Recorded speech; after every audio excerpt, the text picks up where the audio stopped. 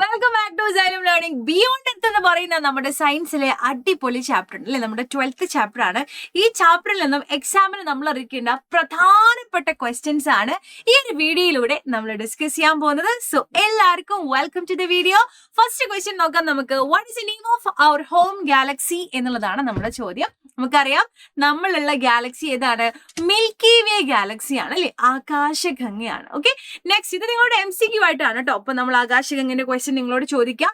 Next ആണ് group of stars that forms a recognisable pattern in the sky. നമ്മൾ പഠിച്ചതാണ്. നമ്മൾ ആകാശത്തേക്ക് നോക്കുമ്പോൾ നമുക്ക് ഒരുപാട് സ്റ്റാർസിനെ കാണാൻ പറ്റും അല്ലെ, നക്ഷത്രങ്ങളെ കാണാൻ പറ്റും. അപ്പൊ പല സമയങ്ങളിലും ഈ നക്ഷത്രങ്ങൾ ഒരു ക്ലസ്റ്റർ ഓഫ് സ്റ്റാർസ് എന്നാ പറയാം അല്ലെ. അപ്പം ഇവരിങ്ങനെ നക്ഷത്രങ്ങൾ കൂട്ടമായിട്ട് നിൽക്കുന്ന സമയത്ത് നമ്മൾ ഇവരെല്ലാവരെയും ഇങ്ങനെ ചെറിയൊരു ഇമാജിനറി ലൈൻസ് ഒക്കെ നമ്മൾ ഇങ്ങനെ വരച്ചു കൊടുത്താൽ നമുക്ക് അവരെ ഡിഫറെന്റ് പാറ്റേൺസ് ആയിട്ട് നമുക്ക് കാണാൻ പറ്റാറുണ്ട് അല്ലെ. നമ്മൾ ഹണ്ടർ അല്ലെ, നമ്മുടെ വേട്ടക്കാരൻ, ഓറിയോൺ എന്നൊക്കെ നമ്മൾ കേട്ടിട്ടുണ്ട്.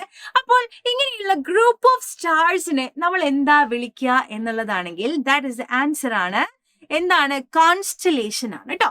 ഓപ്ഷൻ ബി ആണ് കറക്റ്റ് ആൻസർ. നെക്സ്റ്റ് ക്വസ്റ്റ്യനിലേക്ക് പോകാം. നെക്സ്റ്റ് അല്ലെങ്കിൽ നമ്മൾ പറഞ്ഞ കാര്യമാണ് കേട്ടോ, സോറി, നമ്മൾ പറഞ്ഞ കാര്യങ്ങളാണ്. ഇതൊരു ഗ്രൂപ്പ് ഓഫ് സ്റ്റാർസ്. നോക്കൂ, ഇതൊക്കെ കോൺസ്റ്റലേഷൻസ് ആണ്. നോക്കൂ, ഇതാ ഒരുപാട് സ്റ്റാർസുകൾ ഇവിടെ ഉണ്ട്. അപ്പൊ നമ്മൾ എന്ത് ചെയ്തു? ഇങ്ങനെ ലൈൻസ് ഉപയോഗിച്ചിട്ട്, ഇമാജിനറി ലൈൻസ് ഉപയോഗിച്ചിട്ട് എന്ത് ചെയ്യാണ്, ഇതിനെങ്ങനെ വരച്ചു കൊടുക്കുമ്പോൾ നമുക്ക് തന്നെ അതിന് ഡിഫറെന്റ് പാറ്റേൺസ് ആയിട്ട് നമുക്ക് കിട്ടുകയാണ് അല്ലെ. ഓക്കെ, അപ്പൊ അതും കൂടെ നമ്മൾ മനസ്സിലാക്കണം. നമുക്കറിയാം സ്റ്റാർസ് എന്ന് പറയുമ്പോൾ അല്ലെ, അവർ ഓൾവേസ് ഇങ്ങനെ ട്വിങ്കിൾ ചെയ്ത് ഇങ്ങനെ നിൽക്കുകയാണ് അല്ലെ. സൺ ഈസ് എ സ്റ്റാർ അല്ലെ. സൺ എന്ന് പറയുന്നത് നമ്മുടെ സ്റ്റാർ ആണ്. ആ സണ്ണിന് ചുറ്റുമാണ് നമ്മുടെ പ്ലാനറ്റ്സ് എല്ലാവരും ഇങ്ങനെ റിവോൾവ് ചെയ്ത് കൊണ്ടിരിക്കുന്നത് അല്ലെ. സണ്ണിന് ചുറ്റും എല്ലാ പ്ലാനറ്റ്സും റിവോൾവ് ചെയ്യാണ്. അതിലൊരാളാണ് നമ്മുടെ എർത്ത് എന്ന് പറയുന്നത്. ഇങ്ങനെ അല്ലെ, സണ്ണിന് ചുറ്റും ഇങ്ങനെ കംപ്ലീറ്റ് ആയിട്ട് റിവോൾവ് ചെയ്യാൻ വേണ്ടി എടുക്കുന്ന സമയമാണ് 1 ഇയർ എന്ന് പറയുന്നത്. 365 ദിവസം എന്നാണ് നമ്മൾ അതിനെ വിളിക്കുക. കാര്യങ്ങളെല്ലാം നമ്മൾ നമ്മുടെ ലൈവിലൂടെ നമ്മൾ ഡിസ്കസ് ചെയ്തതാണ് അല്ലെ. അതെല്ലാം ഈ കൂട്ടത്തിൽ നിങ്ങളൊന്ന് അറിഞ്ഞിരിക്കണം കേട്ടോ, അതിനു വേണ്ടി പറഞ്ഞതാണ്. Next, how does A planet differ from A star? നല്ല അടിപൊളി ഒരു ക്വസ്റ്റ്യൻ ആണ്. ഇത് എന്തായാലും നിങ്ങളോട് ചോദിക്കും. അപ്പൊ നിങ്ങൾ ഇതുപോലെ എഴുതി കൊടുക്കണം കേട്ടോ.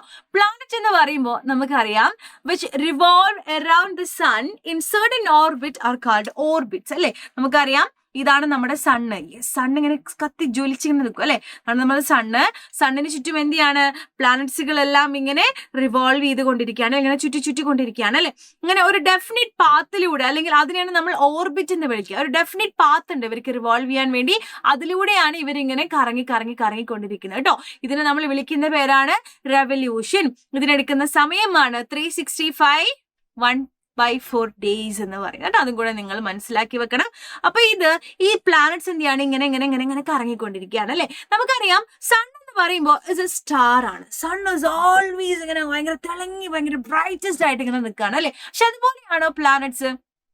അല്ല. അപ്പൊ നമ്മൾ വിചാരിക്കും അങ്ങനെ തന്നെ നമ്മൾ എന്നിട്ട് ഇങ്ങനെ മൂണിനെയും മൂൺ പ്ലാനറ്റ് അല്ല, മൂണ് സാറ്റലൈറ്റ് ആണ്.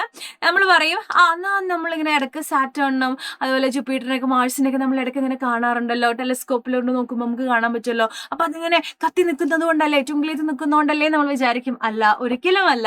സണ്ണിൽ നിന്നുള്ള ലൈറ്റ് അവിടെ റിഫ്ലക്ട് ചെയ്യുമ്പോഴാണ് ആക്ച്വലി നമുക്ക് അതിനൊക്കെ കാണാൻ പറ്റുന്നത് കേട്ടോ. അപ്പൊ പ്ലാനറ്റ്സ് ഇങ്ങനെ ട്വിങ്കിൾ ചെയ്ത് ഇങ്ങനെ തിളങ്ങി നിൽക്കുന്ന ആൾക്കാരല്ല, തിളങ്ങി നിൽക്കുന്നത് ആരാണ്? സണ്ണാണ് അല്ലെ, സ്റ്റാർസ് ആണ്. സ്റ്റാർസ് എന്തുകൊണ്ടാണ് തിളങ്ങി നിൽക്കുന്നതിന്റെ കാരണം അതിൽ ഭയങ്കര ഹ്യൂജ് എമൗണ്ട് ഓഫ് ഗ്യാസസ് ആണ്. ആ ഗ്യാസസ് ഒക്കെ റിയാക്ഷൻസിൽ പങ്കെടുത്തിട്ട് ലോഡ്സ് ഓഫ് എനർജിയും ലൈറ്റ് ഒക്കെ പ്രൊഡ്യൂസ് ചെയ്യാണ്. ആ എനർജിന്റെ ഭാഗമായിട്ടാണ് അങ്ങനെയുള്ള ലൈറ്റ് ഒക്കെ നമുക്ക് കാണാൻ പറ്റുന്നത് കേട്ടോ. അപ്പൊ പ്ലാനറ്റ്സ് നമുക്കറിയാം റിവോൾവിംഗ് അറൌണ്ട് ദ സൺ.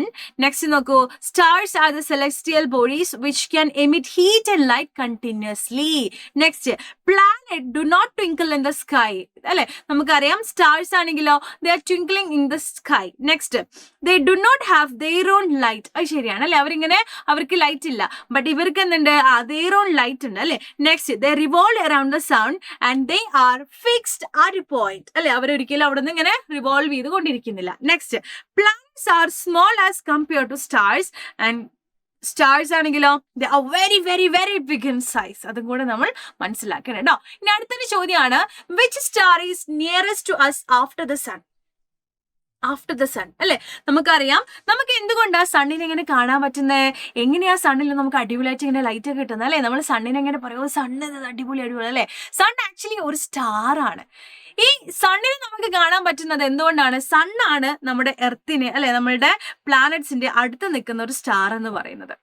വേറെയും ഒരുപാട് സ്റ്റാർസ് ഉണ്ട്, സണ്ണിനേക്കാൾ എത്രയോ സൈസിലുള്ള ഒരുപാട് സ്റ്റാർസ് ഉണ്ട്. പക്ഷെ അതൊക്കെ വളരെ വളരെ അകലെയാണ്, വേറെ ഗാലക്സികളിലാണ് അതൊക്കെ ഉള്ളത് അല്ലെ. നമ്മൾ ആകാശഗംഗയാണ് നമ്മൾ ഓൾറെഡി ഡിസ്കസ് ചെയ്തു അല്ലെ. അപ്പോ നമ്മളോട് പറയുന്നത് എന്താന്ന് ചോദിച്ചാൽ നോക്കണേ, സണ്ണാണ് നമുക്ക് കുറച്ചെങ്കിലും, ഇപ്പൊ എർത്ത് ആണെങ്കിൽ കുറച്ചെങ്കിലും അടുത്തായിട്ടുള്ള സ്റ്റാർ എന്ന് പറയുന്നത് സണ്ണാണ്.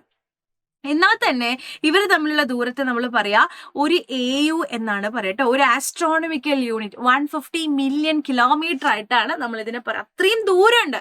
ചോദ്യം ഇതാണ്, സണ്ണ് കഴിഞ്ഞാൽ പിന്നെ കുറച്ചെങ്കിലും ദൂരെയാണ് നമുക്കറിയാം ആ ഒരു സ്റ്റാർ ഏതാ? സണ്ണ് കഴിഞ്ഞാൽ പിന്നെ നമുക്ക് കുറച്ചെങ്കിലും അടുത്ത് വരുന്ന സ്റ്റാർ ഏതാ? അതാണ് പ്രോക്സിമ സെന്റൗറി എന്നാണ് നമ്മൾ അതിനെ വിളിക്കുക. ഭയങ്കര ഹ്യൂജ് സൈസാണ്, നമ്മുടെ എർത്തിനേക്കാളും ഒരുപാട് ദൂരെയാണ് ഇതുള്ളത് കേട്ടോ.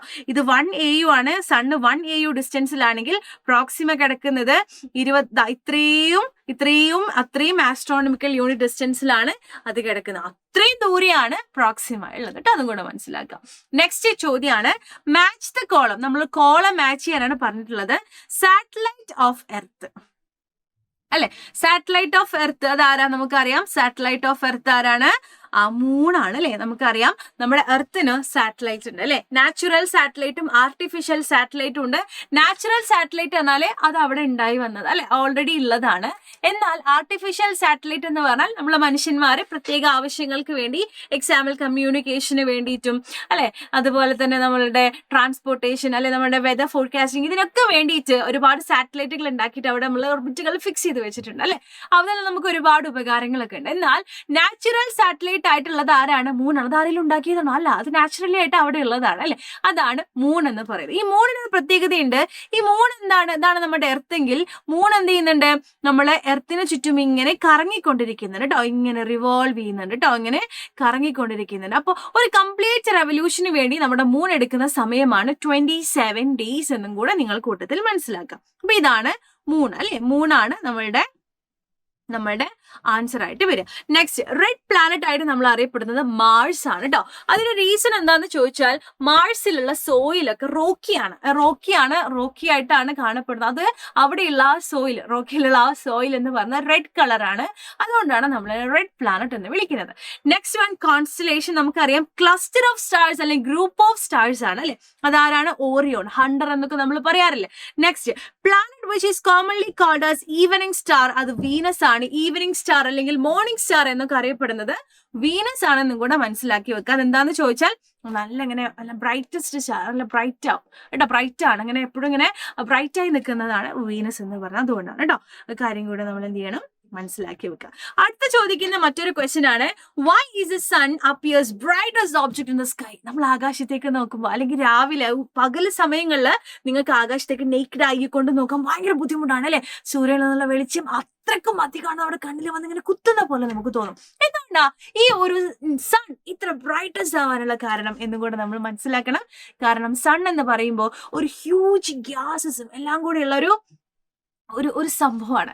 അത് ഓൾവേസ് അതിനുള്ളിൽ റിയാക്ഷൻസ് നടന്നുകൊണ്ടിരിക്കുകയാണ്. ആ റിയാക്ഷൻസിന്റെ ഭാഗമായിട്ട് ഹ്യൂജ് എമൗണ്ട് ഓഫ് എനർജി അത് പ്രൊഡ്യൂസ് ചെയ്യുന്നുണ്ട് കേട്ടോ. ഓക്കെ, ആൻഡ് ഈ ഒരു എനർജിയാണ് ഇതിന്റെ ബ്രൈറ്റ്നെസ്സിനും ഈ ഒരു ഷൈനിങ്ങിനൊക്കെ കാരണമെന്നും കൂടെ നമ്മൾ മനസ്സിലാക്കാം. And the sun appears brighter than other stars in the sky because it's the closest stars to earth. ഒന്നാമത്തെ കാര്യം, ഒരുപാട് സ്റ്റാർസ് ഉണ്ട് ഇങ്ങനെ തിളങ്ങി നിൽക്കുന്നത്. പക്ഷെ നമുക്ക് സണ്ണിനെ മാത്രം കാണുന്നത്, നമ്മൾ സണ്ണിനെ വലിയ സംഭവമായിട്ട് കാണുന്നതിന്റെ മെയിൻ കാരണം എന്ന് പറഞ്ഞാൽ സണ്ണാണ് കുറച്ചെങ്കിലും അടുത്തുള്ള നമ്മുടെ സ്റ്റാർ എന്ന് പറയുന്നത്. അടുത്തുള്ള ഒരു സ്റ്റാർ എന്ന് പറയുമ്പോൾ അത് സണ്ണാണ്. ഓക്കെ, അതും കൂടെ എന്ത് ചെയ്യണം? നമ്മൾ മനസ്സിലാക്കി വെക്കണം കേട്ടോ. Okay, ready? അപ്പൊ the last and final question, അത് നിങ്ങൾക്കുള്ള ക്വസ്റ്റ്യൻ ആണ്. ഞാൻ അത് ഈ ചാപ്റ്ററിൽ നിന്ന് എടുത്തതല്ല കേട്ടോ, ഇത് ചാപ്റ്ററിൽ നിന്ന് എടുത്തതല്ല. ഒരു ചെറിയ നിങ്ങളുടെ ഒരു ടെസ്റ്റ് ആണ്. നിങ്ങൾക്ക് പറയണം, which of the following is a unit of length? Metre, kilogram, ampere, gram. ഇതിലേതാണ് നമ്മളുടെ ലെങ്ത്തിന്റെ യൂണിറ്റ് എന്ന് താഴെ കമന്റ് ചെയ്യാം. സോ നമുക്ക് അടുത്ത ക്ലാസ്സിൽ കാണാം. Bye, thank you so much.